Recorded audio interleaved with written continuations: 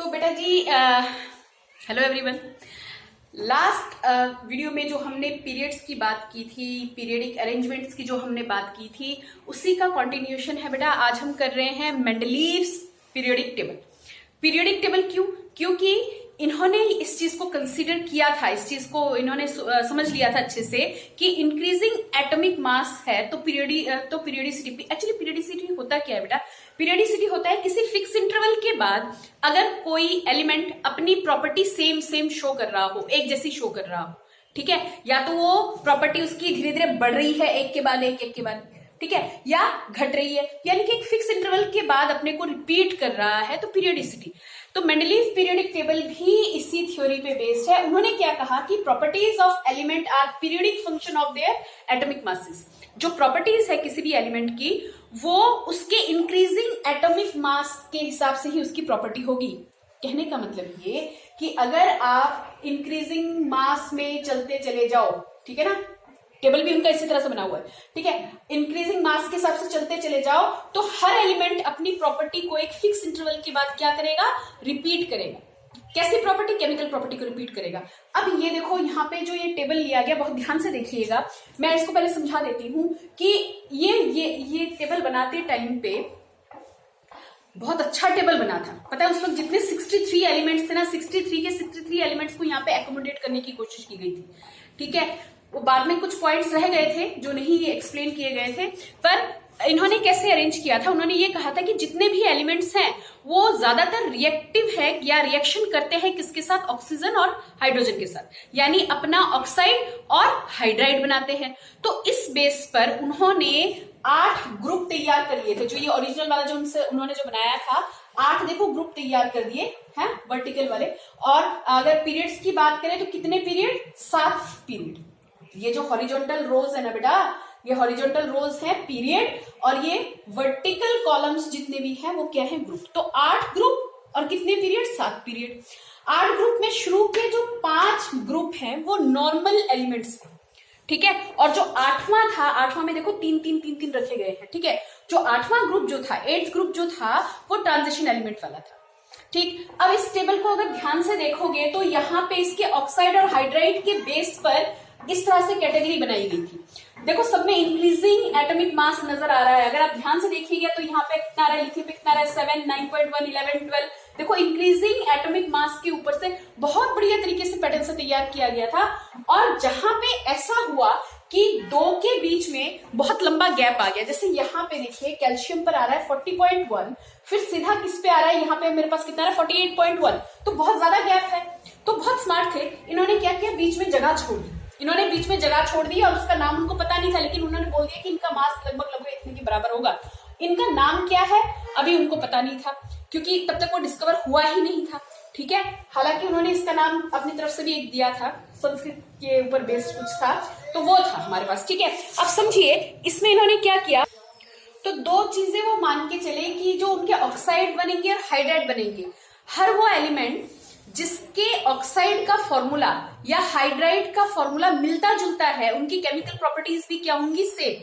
इसीलिए उन्होंने देखो ग्रुप कैसे बनाए, ऑक्साइड ले लिया, हाइड्राइड ले लिया, ठीक है। अब ग्रुपिंग जो उन्होंने की, ग्रुपिंग देखो ये कैसा, जो पहला ग्रुप है उसकी वैलेंसी 1, उसके आउटर मोस्ट शेल में कितने इलेक्ट्रॉन होंगे? 1, दूसरे में 2, इसमें 3, इस चौथे वाले में 4, इस वाले में कितना आ जाएगा? इसका आ जाएगा 3 भैया, 3 वैलेंसी, यानी कि टेंडेंसी, कितने इलेक्ट्रॉन्स के साथ कितने इलेक्ट्रॉन गेन करेगा, लूज करेगा, यही बात तो ना। तो यहाँ पे अगर आउटरमोस्ट शेल में हमारे कितने इलेक्ट्रॉन है? 5, गेन कितने कर लेगा? 3। कितने की जरूरत है 8 बनाने के लिए? 3। इसमें कितना चाहिए? 2। इसमें कितना चाहिए? 1। और इसको तो किसी की जरूरत है नहीं। उस वक्त तक नोबल गैस का आविष्कार नहीं हुआ था, और टोटल कितने एलिमेंट्स पाए गए थे तब तक? 63, और 63 के 63 यहाँ पे तुम्हें दिख जाएगी, ठीक है, दिख रहा है। तो ऑक्साइड, अब देखिए पहले ग्रुप में क्या जनरल फॉर्मूला देखो क्या है? R2O।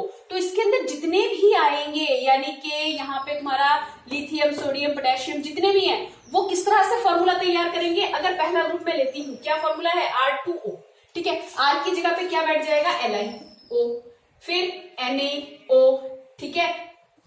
तो इस तरह से इन्होंने कहा, सॉरी यहाँ पे 2 आएगा, हाँ, R2O है ना, Li2O, Na2O, K2O, ठीक है, तो इन्होंने ये कहा कि जिनका जनरल फॉर्मूला सेम आ रहा है उनकी केमिकल प्रॉपर्टी भी क्या होगी, सेम होगी। ध्यान से समझिएगा बात को। अब इसका हाइड्राइड देख लो, इसी ग्रुप का हाइड्राइड देख लो, इनके जनरल फॉर्मूले क्या होंगे, सेम होंगे। यानी कि अगर मैं हाइड्राइड वाला जनरल फॉर्मूला लेती हूँ दैट इज RH, और R की जगह पे क्या बिठा दो, इन एलिमेंट्स को बिठा दो, LiH, NaH, KH, समझ रहे हो बात। तो जिनका ऑक्साइड और हाइड्राइड का जिनका जनरल फॉर्मूला सेम होगा उनकी केमिकल प्रॉपर्टी भी क्या होगी, सेम, और इस तरह से उन्होंने अपने ग्रुप्स तैयार कर दिए। ठीक है, उनका ये जो पीरियोडिक टेबल था इसका लॉ क्या माना था उन्होंने कि properties of elements are periodic function of their atomic mass. जो एलिमेंट जो इनकी पीरियोडिक जो प्रॉपर्टी जो है ना एटॉमिक मास में, अगर हम इंक्रीजिंग एटॉमिक मास में चलते हैं, यानी हम अगर किसी पीरियड में इसके इंक्रीजिंग एटॉमिक मास के हिसाब से चल रहे हैं, तो एक फिक्स इंटरवल के बाद, ध्यान से सुनिएगा, एक फिक्स इंटरवल के बाद हर एलिमेंट अपनी प्रॉपर्टी क्या करेगा, रिपीट करेगा। ठीक है, एक फिक्स इंटरवल के बाद। वो ऑक्टेव में भी कुछ लॉ ऑफ ऑक्टेव जो हमने किया था न्यूलैंड का, उसमें भी कुछ ऐसा हुआ था कि हर 8th एलिमेंट की केमिकल प्रॉपर्टी पहले वाले से मिल रही थी। इन्होंने यहाँ पे वो फिक्स नहीं किया, उन्होंने कहा कि एक फिक्स इंटरवल होगा, लेकिन वो 8वां होगा कि 7वां होगा ये इन्होंने फिक्स नहीं किया। ठीक है, इन्होंने ये कहा कि एक फिक्स इंटरवल के बाद हर एलिमेंट अपनी प्रॉपर्टी को क्या करेगा, अपनी पीरियोडिसिटी दिखा देगा, यानी उसकी प्रॉपर्टी भी प्रीवियस से, जैसे लिथियम का है, यहां से बढ़ते चलो, फिर जब मैं यहां पे पहुंचूंगी सोडियम, तो इसकी जो केमिकल प्रॉपर्टी होगी वो लिथियम की, सोडियम की, पोटेशियम की आपस में मिलती जुलती होगी।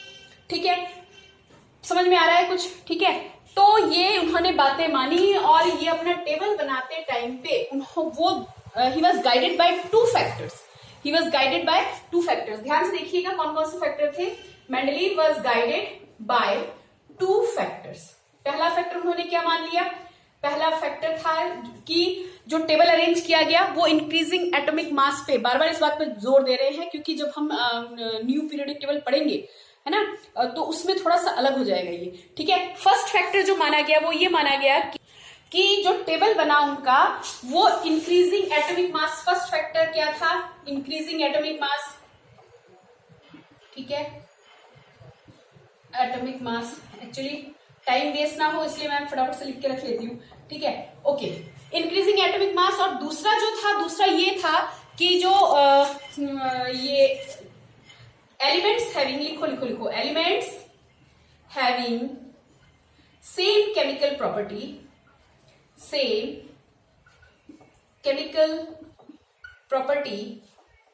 टीज कर दो, प्रॉपर्टीज है ना, same chemical properties having the same group.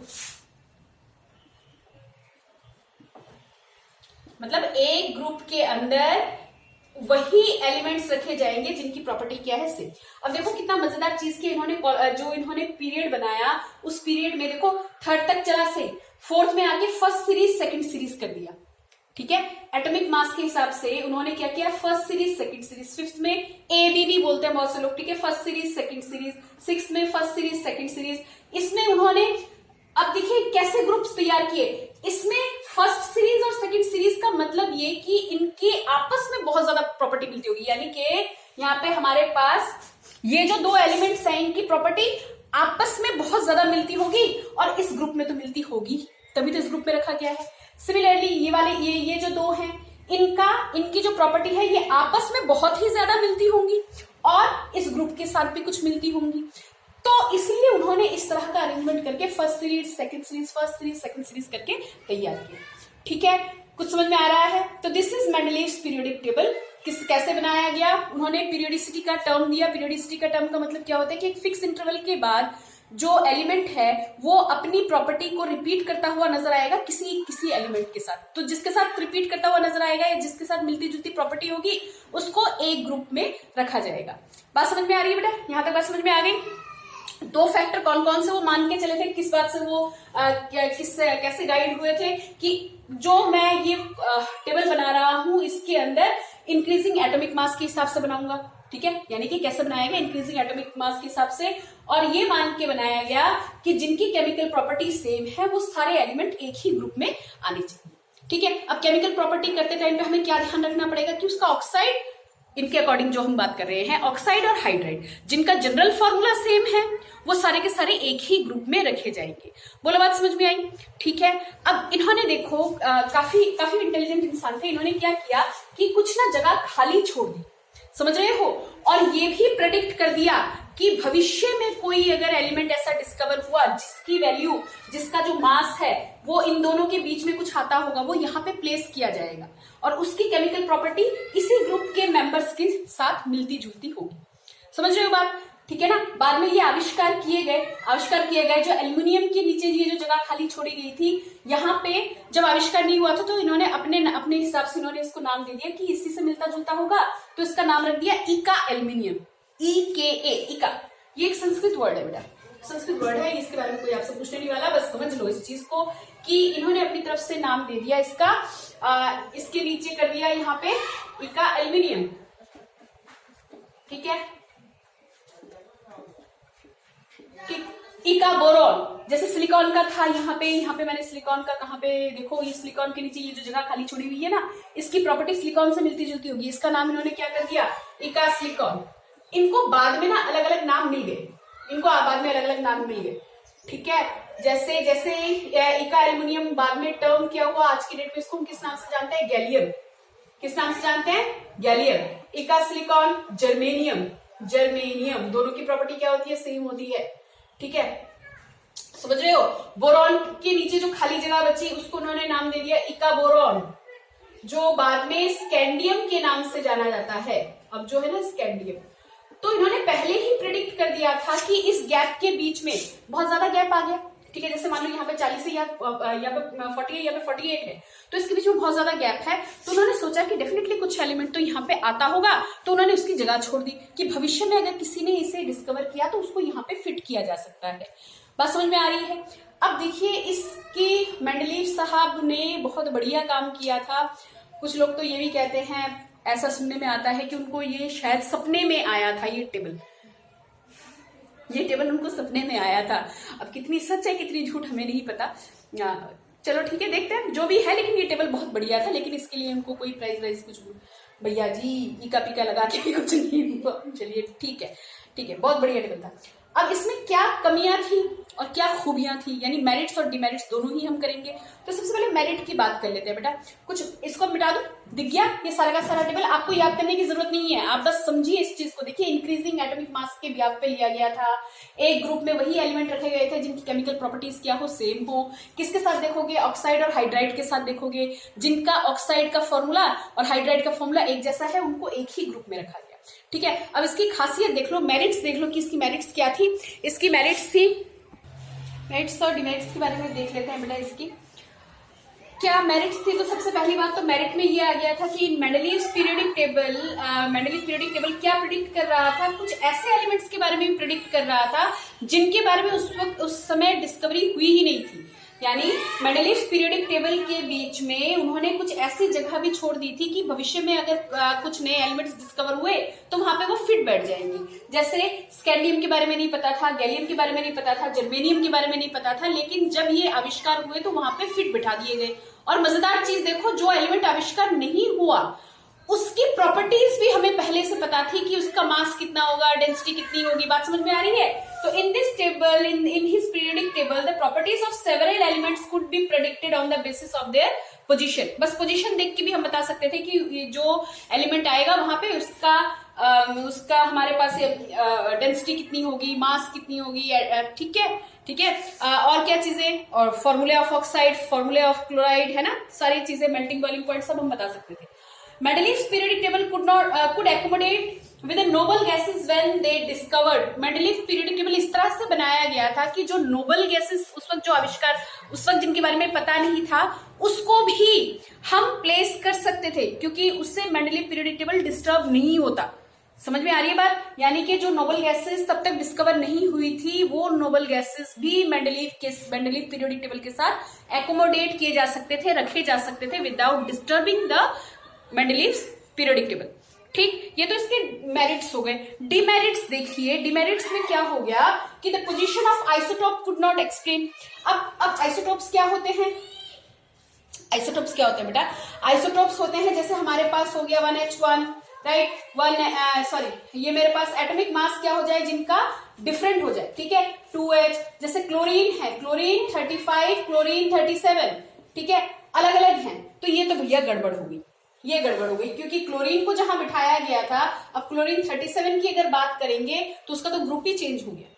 तो आइसोटोप्स की कोई जगह नहीं बताई गई थी जिनका एटॉमिक मास डिफर कर रहा है एक ही एलिमेंट का, वो आइसोटोप्स ही होते हैं ना, उनके पोजीशन को क्लियर नहीं किया गया था कि अगर इसका आइसोटोप है तो उसे कहां बिठाया जाएगा। ठीक, अगला क्या हुआ, wrong order of atomic masses of some elements. अब कुछ एलिमेंट्स ऐसे थे इनके पीरियडिक टेबल में, पीरियडिक टेबल का जो मैंने बनाया था उसको ध्यान से देखिए, वहां पे कुछ एलिमेंट्स ऐसे थे जिनका एटॉमिक मास का ऑर्डर ही गलत था। समझ रहे हो, कुछ एलिमेंट्स ऐसे थे जिनका एटॉमिक मास ज्यादा था, पर उनको हमने कहां बिठा दिया, पहले, और हल्के वाले को कहां पे बिठा दिया, पीछे। तो इसमें देखो एग्जांपल्स भी बता देती हूँ मैं आप लोगों को। एग्जांपल के तौर पे देखिए, कोबाल्ट और निकल का हम देखते हैं, तो कोबाल्ट जो है उसका कितना है 58.9 और निकल कितना है 58.7। आप देखिए इस टेबल को, इस टेबल में कोबाल्ट को पहले बिठाया गया है और निकल को बाद में, जबकि इसका एटॉमिक वेट ज्यादा है, इसको कहां बिठाना चाहिए था, पीछे, है ना, और निकल को पहले। क्यों ऐसा किया, इसका कोई एक्सप्लेनेशन नहीं था, ठीक है। अच्छा, और प्लेटिनम का और गोल्ड का एक था बेटा, वो पीरियडिक टेबल को आप देख लीजिएगा एक बार, मैंने मिटा दिया यहां से। इनकी प्रॉपर्टीज लगभग सेम होती है, फिर भी प्लेटिनम को कहां बिठा दिया और एल्युमिनियम को लेके गोल्ड को लेके कहां बिठा दिया। प्लेटिनम और गोल्ड की प्रॉपर्टी लगभग सेम होती है, पर फिर भी दोनों को क्या कर दिया, सेपरेट कर दिया। क्यों कर दिया, कोई एक्सप्लेनेशन नहीं था, ठीक। अच्छा, और क्या है, the position of hydrogen in periodic table. Hydrogen जो है उसको कहां पे रखा गया, ग्रुप फर्स्ट में रखा गया, किसके साथ, एल्कली मेटल्स के साथ, यानी मेटल वालों के साथ रख दिया। जबकि हाइड्रोजन की जो प्रॉपर्टी है वो क्लोरीन फ्लोरीन के साथ भी तो मिल सकती थी, वहां पे नहीं रखा। हाइड्रोजन की जो हाइड्रोजन जो है उसको कहां पे रखा गया, ग्रुप फर्स्ट में रखा गया, लेकिन क्यों रखा गया कुछ नहीं बताया, ठीक है। इसको किसके साथ बिठा दिया गया, मेटल ग्रुप के साथ, इसको मेटल के सर पे बिठा दिया बिल्कुल उठा के, पर क्यों ऐसा किया नहीं बताया। जबकि इसको हम क्लोरीन फ्लोरीन ब्रोमीन आयोडीन वाले ग्रुप में भी तो रख सकते थे, है ना, वहां पे नहीं रखा गया, क्यों नहीं रखा ये नहीं बताया। तो यानी कि हाइड्रोजन की पोजीशन के बारे में कुछ क्लियर नहीं था, ठीक है। तो ये कुछ डिमेरिट्स हैं, कुछ मेरिट्स हैं, ठीक है। जो भी था बहुत बढ़िया अटेम्प्ट था, वी अप्रिशिएट हमारे अप्रिशिएशन से क्या होगा, लेकिन बेटा इसको कीजिएगा, ठीक है, इसको कीजिएगा, अच्छे से कीजिएगा। तो अगले में हम करने वाले हैं मॉडर्न पीरियोडिक टेबल। पहले इतना क्लियर कीजिए, मिलते हैं बेटा बाद में। Okay bye.